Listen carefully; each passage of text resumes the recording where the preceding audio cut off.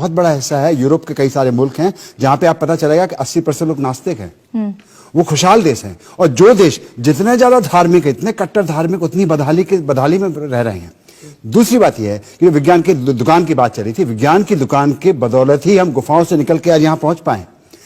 धार्मिक दुकान है तो इंसानों को बर्बाद करके रख दिया पूरी दुनिया में। एक ईश्वर की आप बात करते हैं, वो ईश्वर कैसा ईश्वर है?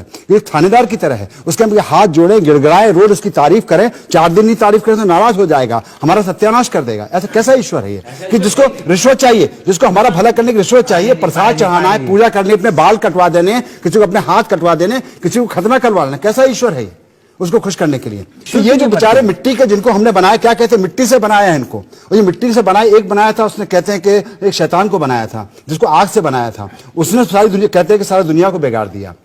तो हमारी क्या गलती है? सजा देनी तो अपने शैतान को सजा दो, या खुद सजा भोगो, खुद जलो नरक की आग में, हमें क्यों जलाते हो? पिताजी, मैं एक बात कहना चाहता हूँ कि ईश्वर नहीं है, इसके लिए बार बार विज्ञान की जरूरत नहीं है। सदियों पहले हमारे संतों ने, समाज सुधारकों ने, कबीर ने, तुकाराम ने, चंडीदास ने, इन्होंने सबने कहा है कि ऐसी कोई चीज़ नहीं है। दुनिया कितनी बेवकूफ़ है जो पत्थर पूजने जाती है, घर की चक्की कोई नहीं पूछती, उन्होंने कहा है। ये बहस जो है, और इसके लिए ईश्वर नहीं है, सिद्ध होने के लिए जमीन से जुड़ा हुआ आदमी होना चाहिए। मानुष्य सत्य है मेरा, मनुष्य में मेरी आस्था है, शब्दों में आस्था है जो पुरखों ने दिए हैं। संत चंडीदास ने कहा था, मानुष्य सत्य सवार ऊपर तहार ऊपर नाही। मानुष्य सत्य ईश्वर है। भाषा शब्द की प्रतिबद्धता वो है, शब्दों में, कठिन शब्दों में और चीज़ों को गड़बड़ करके लोगों को मूर्ख बनाना और भ्रमित करना, ये सत्य नहीं है। वो न धार्मिक भाषा है न मजहबी भाषा है। सत्य जो है वो आत्मा का सत्य होता है, आदमी का, हर आदमी का निजी सत्य होता है। विवेकानंद ने कहा था। मेरा ये पूछना है कि आप जैसे जानते होंगे कि भगवान के नाम पे इस दुनिया में लाखों युद्ध होते हैं। एक इंस्टीट्यूशन साइंस है, एक इंस्टीट्यूशन रिलीजन है। मैं रिलीजन और भगवान को जोड़ नहीं रहा हूं, बस मैं ये बोल रहा हूं कि भगवान एक रिलीजन का प्रतिनिधि है। तो वो प्रतिनिधि बैठ करके ये सब देखता रहता है। साइंस के नाम पे आज तक आप मुझे एक युग बता दीजिए जो साइंस में आपस में साइंटिस्ट ने स्टार्ट किया हो।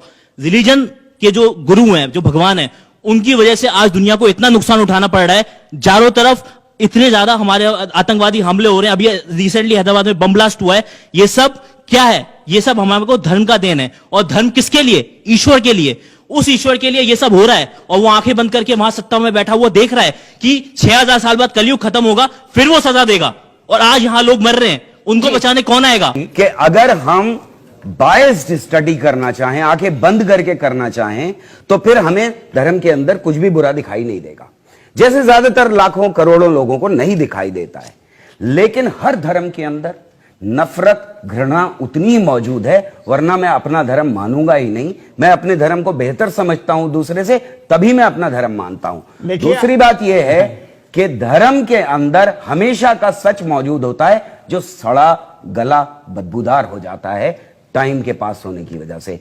आप बात कर रहे हैं बेहद पुरानी किताबों की। आप जहर खाना चाहते हैं तो क्या फर्क पड़ता है कि आप किस धर्म का जहर खाना चाहते हैं? दुनिया का विकास हो रहा था और दुनिया में सब जगह एक साथ हो रहा था। तब जो बहुत से अनुत्तरित प्रश्न थे, उनको, मनुष्यों को उसका उत्तर नहीं मिल रहा था कि ये क्यों हो रहा है, बारिश क्यों हो रही है, बिजली क्यों कड़क रही है, तूफान क्यों आ रहा है। तो उन्होंने सोचा कि ये निश्चित रूप से कोई अदृश्य सत्ता का कमाल है, और उन्होंने एक अदृश्य सत्ता को मानना शुरू कर दिया। फिर अलग अलग जगहों पर लोगों ने नियम बनाने शुरू किए, समाज को बांधने के लिए अलग अलग धर्मों का शुरू हुआ। परंतु सत्य बात यही है कि ईश्वर जो है वो आस्था और विश्वास का विषय है, उसको आप खोजने नहीं जाइए। जो बात ये हो रही थी कि धर्म की दुकान और विज्ञान की दुकान, कभी विज्ञान आपसे आकर ये नहीं कहेगा कि मुझको मानो, वो तो आपको मानना ही पड़ेगा। उसके अलावा आपके पास और कोई चारा ही नहीं है। तो जो ईश्वर की बात है वो विश्वास और आस्था की है, तर्क की नहीं है। मैं हाथ जोड़ करके सभी आस्तिकों से और धर्म वालों से, ईश्वर वालों से कहना चाहता हूं, कृपया तर्क मत करिए, बुद्धि मत लगाइए। तर्क करने की गुंजाइश वो विज्ञान में होती है, धर्म में नहीं, आस्था में नहीं, विश्वास में नहीं। वहां पर तर्क का कोई काम नहीं है। वहां तो आप मानो, आंख बंद करके देखिए। विज्ञान होता है, वहां पर डाउट होता है, आप शक कर सकते हैं, परंतु भगवान में, धर्म में आप शक नहीं कर सकते। वहां शक की, डाउट की कोई गुंजाइश नहीं। और वो यहाँ पे बैठे हुए लोगों में भी दिख रहा है। आप पूछिए सवाल। मेरा सवाल स्वामी जी से है। विज्ञान ने समाज को इतना कुछ दिया है, आप सब जानते हैं।